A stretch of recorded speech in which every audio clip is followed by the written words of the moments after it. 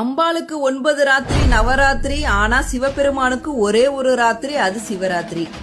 மாசி மாதத்துல வர மகா சிவராத்திரி அன்னைக்கு தூங்காமல் கண் விழித்திருக்கணும் தெரியுமா?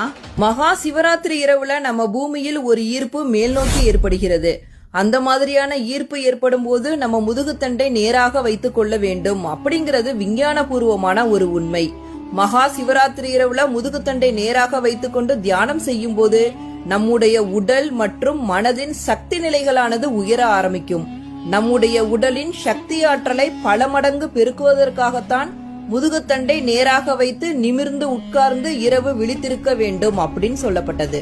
மகா சிவராத்திரி அன்னைக்கு பூமியோட சுழற்சி எப்படி இருக்குன்னு தெரியுமா? பூமி சூரியனை மட்டுமல்லாது தன்னை தானே சுற்றி கொள்ளும் பண்பு உடையது. இந்த சுழற்சி மூலம் உண்டாவதுதான் மைய விலக்கு விசை. இந்த மைய விலக்கு விசையானது 1 முதல் 33 டிகிரி அட்சரேகை வரை இருக்கக்கூடியது. அதில் 11வது டிகிரி தான் மிகவும் செங்குத்தான நிலை. இந்த செங்குத்தான நிலையானது மகா சிவராத்திரி அன்று ஏற்படும்.